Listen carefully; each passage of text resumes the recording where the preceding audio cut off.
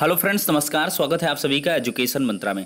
दोस्तों, बात करेंगे 69,000 शिक्षक भर्ती के कुछ गर्म मुद्दों के बारे में। देखिए, पिछले वीडियो सेशन में आपको पंखे की आवाज़ जो है काफ़ी तेज़ सुनाई दे रही होगी, क्योंकि देखिए भीषण गर्मी भी है, लेकिन इस बार एडजस्टमेंट कर लिया गया है।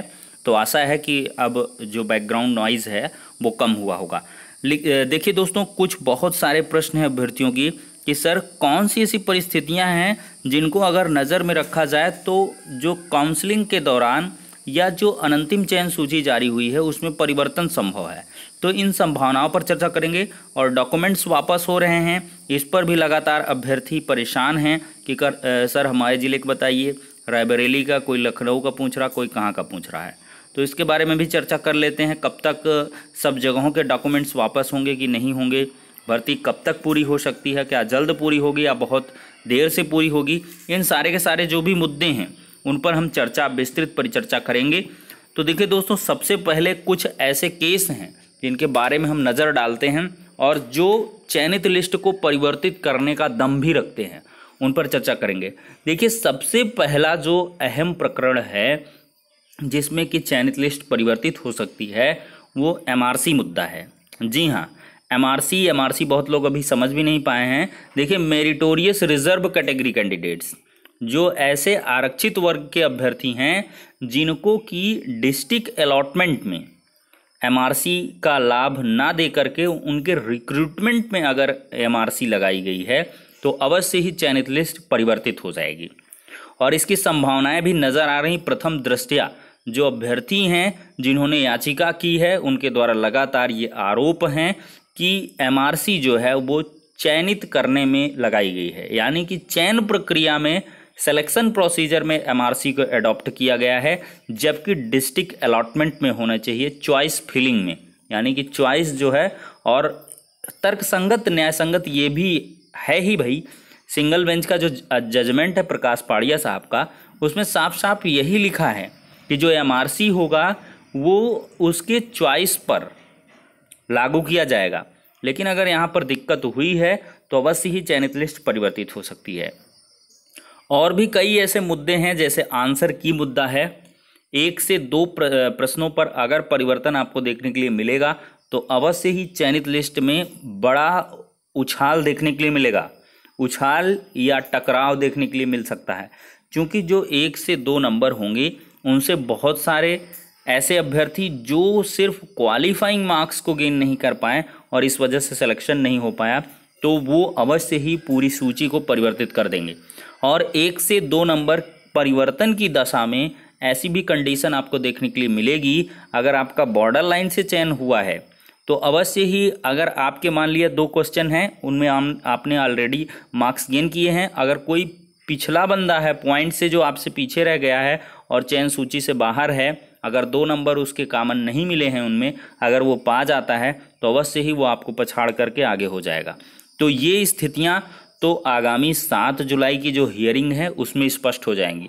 लेकिन जहां तक देखा जाए तो आंसर की का प्रकरण, वो मुद्दा अब गर्माहट में तो था एक बार, जब सिंगल बेंच का जिस प्रकार से ऑर्डर आया, यूजीसी की रिपोर्ट के लिए फॉरवर्ड किया गया मुकदमा, और इसके बाद ये सारी चीज़ें हुई, लेकिन डिवीज़न बेंच के ऑर्डर ने सब कुछ जो है स्थगित कर दिया। और फिर इसके बाद सुप्रीम कोर्ट की शरण में गए अभ्यर्थियों में से एक याचिका खारिज होना, वो और भी मामले को जो है ठंडा कर देता है। तो अब देखते हैं 7 जुलाई को क्या कुछ होने वाला है। हालांकि हेमंत गुप्ता जी की बेंच में मामला लिस्टेड नहीं हुआ, अन्यथा आपको देखने के लिए ये भी मिल सकता था कि जो भी प्रकरण अभी लंबित हैं आंसर की के, उनको डिसमिस कर दिया जाता। चूंकि अमिता त्रिपाठी की एक ऑलरेडी याचिका जो आंसर की प्रकरण पर है, डिवीज़न बेंच के आदेश को चुनौती देने वाली है, उसको माननीय सुप्रीम कोर्ट ने खारिज भी कर दिया है और डिवीज़न बेंच के लिए रिवर्ट किया है। यानी कि डिवीज़न बेंच के ऑर्डर को सस्टेन किया गया है। डिवीज़न बेंच का जो भी ऑर्डर होगा या जो भी हियरिंग आगामी होंगी, उनके आधार पर चीज़ें, परिस्थितियां जो है निर्भर करेंगी। तो दोस्तों, ये भी एक ऐसा प्रकरण है जो आंसर की का है, जो कि चयनित लिस्ट को परिवर्तित करने का दम रखता है। अब अगली बात करेंगे 4% 3% वाला मामला। आप समझ रहे होंगे, दिव्यांगजनों का प्रकरण है। 4% रिजर्वेशन की मांग की गई है। हालांकि 3% रिजर्वेशन दिया गया था पिछली 68,500 में, 69,000 में भी। अगर उसमें 4% रिजर्वेशन दिया जाता है तो अवश्य ही आपको चयनित लिस्ट में परिवर्तन देखने के लिए मिल जाएगा। और इसके बाद का जो प्रकरण है वो EWS का है, इकोनॉमिकली वीकर सेक्शन का। अगर 10% रिजर्वेशन दिया जाता है तो अवश्य ही जो लो कैटेगरी कैंडिडेट्स हैं, सॉरी लो कैटेगरी में मतलब जो जनरल कैटेगरी कैंडिडेट्स हैं, अनारक्षित वर्ग के अभ्यर्थी ऐसे हैं जो कि यानी कि EWS का लाभ नहीं पाए हैं। अगर कोर्ट के द्वारा ये किया जाता है, चूंकि जो EWS का मुद्दा है उसमें ये चीज़ें ग्राउंड में ली गई हैं कि जब भर्ती प्रक्रिया को चालू किया गया तो उसके पहले EWS आ चुका था, लेकिन अगर विज्ञापन को बेस माना जाएगा तो उसके आधार पर EWS लागू नहीं होगा। और जहाँ तक माननीय मंत्री जी का सवाल है, उनके द्वारा भी कहा गया कि जो प्रकरण है EWS का, ये हम लाभ नहीं देने वाले हैं क्योंकि इसका संशोधन पहले हुआ है, सॉरी बाद में हुआ है, भर्ती पहले आई थी। तो कुल मिलाकर मूल शासनादेश को अगर मद्देनजर रखेंगे 1 दिसंबर 5 दिसंबर का, तो अवश्य ही EWS का लाभ इसमें नहीं मिलने वाला है। लेकिन अगर किसी प्रकार का कोई भी परिवर्तन होगा, EWS पर मुद्दा गरमाएगा, तो अवश्य ही आपको चयनित लिस्ट में एक बड़ा परिवर्तन देखने के लिए मिल जाएगा। एक ऐसा प्रकरण ये भी है जो कि 69,000 शिक्षक भर्ती की 67,867 जो अनंतिम चयन सूची है उसको परिवर्तित कर सकता है। और देखिए दोस्तों, क्या है फर्जीवाड़ा। फर्जीवाड़ा भी एक ऐसी चीज़ है जो कि चयनित लिस्ट में परिवर्तन करने का मादा रखती है। क्योंकि STF की जो रिपोर्ट है वो अभी नहीं आई है, उसकी जो जांच प्रक्रिया है वो प्रोसीडिंग में है। लगातार सरगनाओं को तलाशा जा रहा है, खंगाला जा रहा है, दस्तावेजों को खंगाला जा रहा है, और साथ ही ये चीज़ें की जा रही हैं कि जो भी कूटरचित ढंग से लाभ पाए हैं उनकी जो पार्टिसिपेशन है उसको निरस्त किया जाए। लेकिन इसके लिए मजबूत साक्ष्य भी चाहिए होंगे, अदरवाइज़ वे अभ्यर्थी भी कोर्ट की शरण में होंगे, और जब तक आप पर्याप्त साक्ष्य नहीं प्रस्तुत करेंगे तब तक आप उनका अभ्यर्थन नहीं निरस्त कर पाएंगे। तो अगर फर्जीवाड़ा साबित होता है, बहुत सारे कैंडिडेट्स हैं, देखिए शादी OMR भी मिली, कल ही आपको वीडियो सेशन में बताया गया, सैकड़ों OMR शादी मिली। तो शादी वाला प्रकरण तो ख़त्म हो गया भाई, क्योंकि शादी जो OMR रखी गई थी वो शादी की शादी ही रह गई।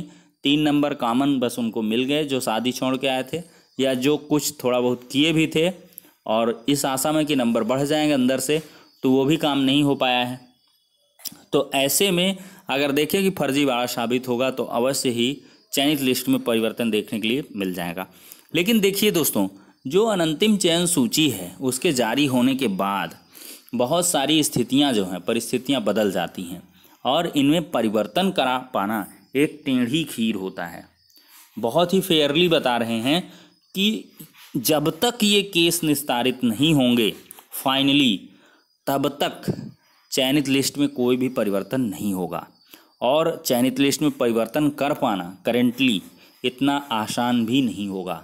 और देख रहे होंगे आप 14 जुलाई की जो सुनवाई है, भले ही उसमें सुप्रीम कोर्ट ने डेटा मांगा हो, 37,339 शिक्षा मित्रों के पदों को रिजर्व किया गया हो, लेकिन अभी भी चयनित लिस्ट में कोई परिवर्तन के लिए माननीय सुप्रीम कोर्ट में कुछ ने भी मतलब कुछ नहीं कहा है, सिर्फ जो है इतनी सीट रिजर्व करके भर्ती प्रक्रिया को पूरा करने के लिए कहा गया। लेकिन देखिए ये भी है कि गवर्नमेंट ने 51,112 अलग से सीटें भी दिखा दी हैं कि इतने अविज्ञापित पद हैं, अगर कोई भी स्थिति में आप लाभ देना चाहते हैं, मुनासिब समझते हैं, तो हम उन सीटों में एडजस्ट करेंगे। तो ये भी एक बहुत ही सकारात्मक कदम है शासन स्तर से। भले ही देखिए बहुत सारे ऐसे सब्सक्राइबर हैं जो नई भर्ती के हैं, यानी कि वो BTC कर रहे हैं, तो वो लोग थोड़ा सा नाराज़ हो जाते हैं कि सर आप जो है हमेशा 69,000 की बात करते हैं और चाह रहे हैं कि 69,000 में ही सब कुछ हो जाए। तो हम बिल्कुल नहीं चाहते हैं कि 69,000 में ही सब हो जाए, लेकिन ये भी एक कड़वी सच्चाई है कि जो 1,37,000 पोस्ट हैं वो शिक्षा मित्रों के समायोजन निरस्त होने पर हैं। अपरोक्ष रूप में कहा जाए तो शिक्षा मित्रों के पद हैं, लेकिन न्यूनतम अर्हताएँ ना गेन करने की वजह से उन पदों को एक तरीके से खाली किया गया और दोबारा से भरने के लिए आदेश पारित किए गए थे। तो जो योग्यता के मापदंडों में खरा उतरेगा तो अवश्य उसको सिलेक्शन मिलेगा। और नए अभ्यर्थी एकदम से चिंतित ना हों, लगातार रिटायरमेंट भी होते हैं और देख रहे हैं 2010 के बाद से जो भी शिक्षक चयनित हुई हैं सबका डेटा मंगाया जा रहा है, सबका वेरिफिकेशन हो रहा है। जल्द ही ऐसे फर्जी शिक्षकों को बाहर भी किया जाएगा। तो जितने फर्जी शिक्षक बाहर होंगे वेतन रिकवरी होगी और फिर नए नए पद भी विज्ञापित किए जाएंगे, वैकेंट होंगी पोस्ट, रिटायरमेंट से पोस्ट आएंगी। तो इसके लिए आप टेंशन ना लें, बस अपनी तैयारी को धार दें और स्वयं को तैयार रखें किसी भी परिस्थिति से जूझने के लिए। और पोस्टें आती रहेंगी, इसके लिए आपको परेशान होने की आवश्यकता नहीं है। अब लास्ट में बात कर लेते हैं डॉक्यूमेंट्स वापसी को लेकर। देखिए, डॉक्यूमेंट वापसी को लेकर बहुत ज़्यादा चिंतित ना हो, परेशान ना हो। अपने डिस्ट्रिक्ट से पूछ लें, संबंधित बेसिक शिक्षा अधिकारी कार्यालय से कोई लिंक बनाएं, जो सेलेक्टेड कैंडिडेट्स हैं उनके माध्यम से चर्चा में ले लें कि वहाँ की स्थितियाँ क्या हैं। और देखिए दोस्तों, जहाँ तक लेटर मिल पा रहे हैं तो उनको डिस्कस किया जाता है। अमेठी का, प्रतापगढ़ का, वहाँ का हमने बता दिया है, अन्य ज़िलों का अभी नहीं आया है और 2-4 ज़िलों का इधर उधर हो सकता है। अदरवाइज जो है सबके डॉक्यूमेंट जिनके सबमिट हैं वो वापस नहीं होंगे। और जहाँ पर देखिए थोड़ी सी असुरक्षा है या जहाँ पर ये लगता है कि डॉक्यूमेंट्स थोड़ा जो है ऐसा है कि हम नहीं सस्टेन कर पाएंगे, उनको नहीं ठीक ढंग से संजो पाएंगे या कुछ दिक्कतें हैं, तो उस वजह से वापस हो रहे हैं। और अदरवाइज़ आप परेशान ना हो। देखिए, LT के कुछ अभ्यर्थी चयनित हो रहे हैं, अच्छी खुशखबरी है, उनका सत्यापन वगैरह के लिए मौका दिया गया है। वो भी कंप्लीट हो जाए तो मज़ा आ जाए। चूँकि इतने सारे अभ्यर्थी चले जाएंगे LT में तो अवश्य ही उतने पद खाली हो जाएंगे और अवश्य ही जो लो मेरिट कैंडिडेट्स हैं, जो मतलब बॉर्डर लाइन से बाहर हुए हैं, उनके लिए सुनहरा मौका होगा। भर्ती प्रक्रिया पूरी होने के लिए हम बता चुके हैं, अगस्त में पूरी होने की प्रबल संभावना है। जुलाई तक जो भी केस हैं वो सब निस्तारित हो जाएंगे, जो अहम केस हैं। और इसके बाद जुलाई के पूरे होने के बाद अगस्त में भर्ती प्रक्रिया के प्रोसीडिंग आगे जाने के जो रास्ते हैं वो एकदम स्पष्ट दिख रहे हैं। अब भाग्य पर और समय पर ये परिस्थितियों पर निर्भर करता है, तो उनके लिए आपको इंतज़ार करना पड़ेगा। तो फिलहाल के लिए ये कुछ अपडेट्स थी। नेक्स्ट वीडियो में मिलते हैं, तब तक के लिए शुक्रिया, धन्यवाद।